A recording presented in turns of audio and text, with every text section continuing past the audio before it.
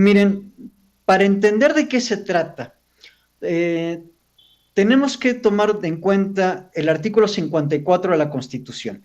La Constitución Política de los Estados Unidos Mexicanos dice en su artículo 54 que en ningún caso un partido político podrá contar con un número de diputados por ambos principios que representen un porcentaje del total de la Cámara que exceda en 8 puntos a su porcentaje de votación nacional emitida. ¿Sí? Es decir, ¿qué es lo que dice la Constitución?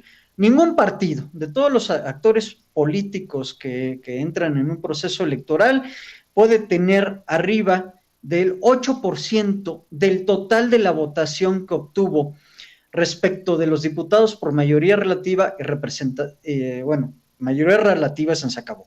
Porque acuérdense que lo que se vota son diputados de mayoría relativa. Los diputados de representación proporcional son las listas que los partidos y las coaliciones van conformando, van haciendo una lista de compañeros que se presentan ante el instituto como aquellos, entre comillas, candidatos, porque realmente no hacen campaña, ¿sí? Para que conforme se haga la calificación de la votación de mayoría relativa, se les vayan asignando los diputados por representación proporcional. Se entiende que el artículo 54 habla, pues, de que ningún partido político podrá tener más de 8 puntos del porcentaje de la votación nacional emitida a sus diputados de mayoría relativa. Suena un poquito complicado, pero no es tan complicado de entender. Digamos, Morena, en el supuesto de que obtengamos arriba el 35 o 40% de la votación en este proceso electoral 2021, según la Constitución, no podríamos tener más del 8% de diputados de representación, bueno, en la Cámara en su totalidad, juntando los de representación proporcional. Es decir, nos tendrían que dar hasta un 8% más de diputados para cubrir nuestra cuota de 40 que obtuvimos de votación por mayoría relativa y 8% más que se van incorporando. ¿Cuál es realmente, desde mi perspectiva como abogado, como gente que ha estado apoyando en algún momento a los compañeros de la representación de Morena ante el INE? El problema es el alcance que tiene el Instituto Nacional Electoral para poder interpretar la norma constitucional, ¿sí? Es decir, lo que sale el compañero Mario Delgado, lo que sale Sergio, nuestro representante, es cierto. A ver, aquí hay 2 puntos muy raros, o sea, es decir, a ver, tú estás modificando, tú estás haciendo una interpretación de la norma constitucional y estás haciendo una interpretación a modo en el sentido de que los procesos electorales previos, inclusive en aquellos donde Morena no fue favorecida con tantos votos o todavía no participábamos en la contienda electoral, ¿sí? Tú nunca seguiste a rajatabla, ¿sí?, el principio del 54 constitucional. Ahora la pregunta, ¿cómo va a reaccionar la ciudadanía? Porque al final la ciudadanía es la que manda en las urnas, Yasmín, y solamente ahí creo que se definirá cómo sigue esta cuarta transformación, cómo sigue México hacia adelante, a pesar de las decisiones del INE, ¿no? Por supuesto, y será también una labor importante a manera de, y esto ya no tendrá que ser organizado por el INE, sino es decir, un debate como mucho más elevado, con un discurso mucho más elevado, que nos haga realmente analizar de fondo. Es decir, si bien Federico Alcalá y quien le sigue, quien es Esmeralda Alexiur, son expertos en la materia, tanto electoral como en la materia de el tribunal y las impugnaciones, habrá que verlo más allá. O sea, es decir, ¿qué ocurre con esta incisiva campaña que está incrustada también en el Instituto Nacional Electoral en contra de los intereses o del proyecto que encabeza Morena? Yo creo que ese es un debate que es muy serio. No es un debate para hacerlo en medio de en medio de la campaña, pero sí es algo pendiente, ¿no? Algo que me llamó mucho la atención fue la declaración de Esmeralda Alexiur Ferreira, quien dice que no hay sistema electoral que sirva con los actuales consejeros. va de la mano con lo que yo sigo exigiendo desde esta trinchera, juicio político a Lorenzo Córdoba. Si te parece, vamos a ver y escucharla.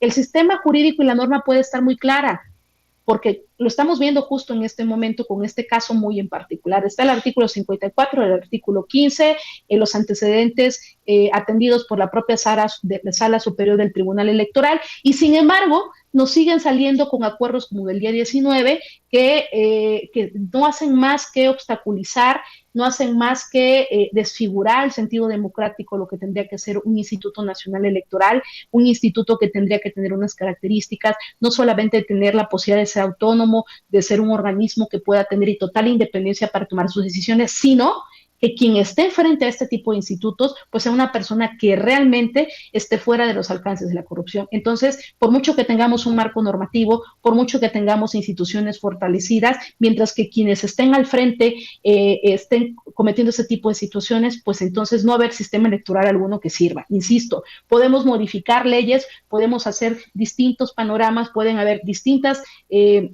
resoluciones de la Sala Superior hablando del tema concreto del tema electoral, y sin embargo creo que habría que encaminarse a una fórmula más profunda que tuviera que empezar con utilizar otro tipo de herramientas, juicios políticos y elementos que están también de la mano de la Constitución, y que creo que también es momento de empezar a evidenciar que el sistema de contrapesos en el país, poder legislativo, ejecutivo, judicial, tiene que hacerse visible y tiene que hacerse sentir.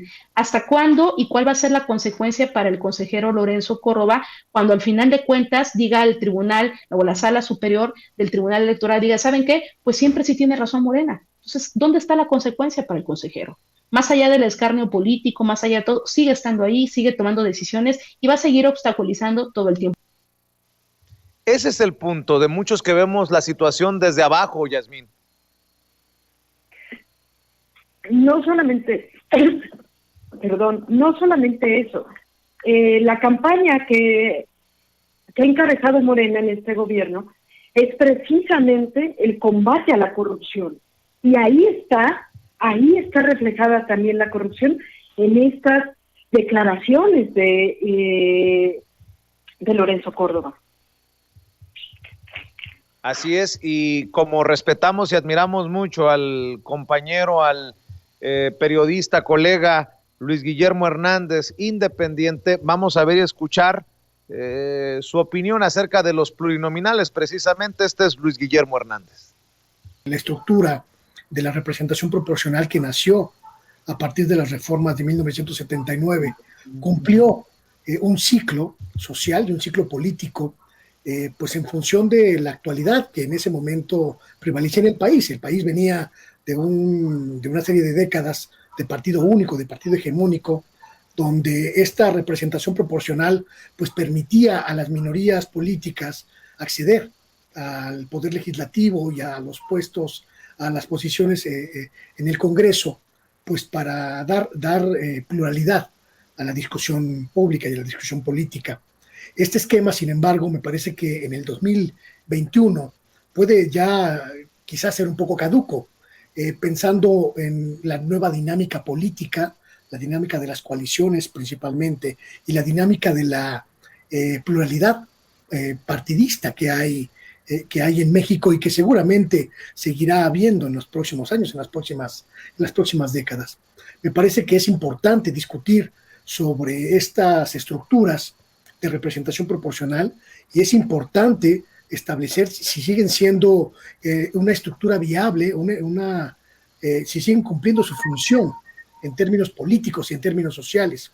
Pero esa discusión no se puede hacer en medio de una elección política, no se puede hacer en medio de una elección porque enturbia el diálogo y además enturbia la elección.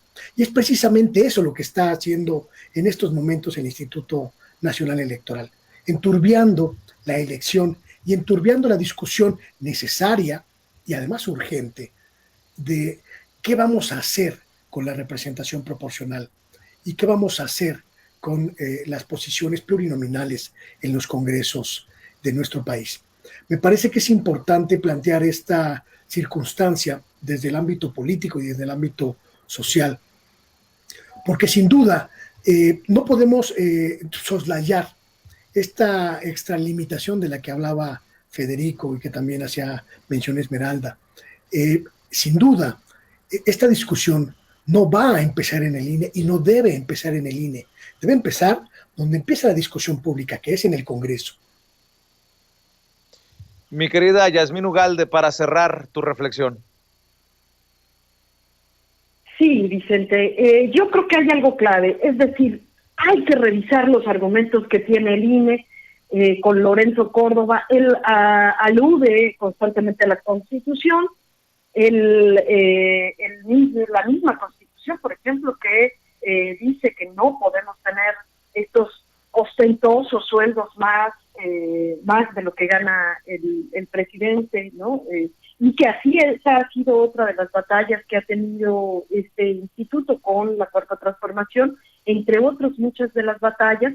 Hay que recordar también que recientemente el presidente de la República hace alusión a este mismo personaje, haciéndolo ver, recordando aquella llamada que se filtra, pues, donde Lorenzo Córdoba, pues, hace uso de su racismo, ¿no? Es decir, sí hay ahí una lucha, pero hay que revisar los argumentos. El propio Lorenzo Córdoba en varias ocasiones se hace y se nombra como el árbitro, y este árbitro, dice, está por encima de los actores políticos, pero hay que recordar que en el México de ahora, que son otras las condiciones, el principal actor político es el pueblo, y encima del pueblo no está ni el INE ni Lorenzo Córdoba.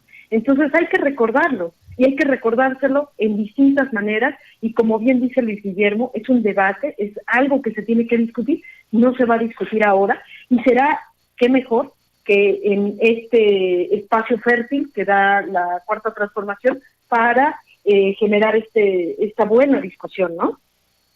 Que así sea, Yasmín Ugalde, te mando un abrazo y buenas noches, gracias por acompañarnos en otra semana más. Buenas noches a ti, Vicente, y a quienes te siguen en tu programa. Buenas noches a todos.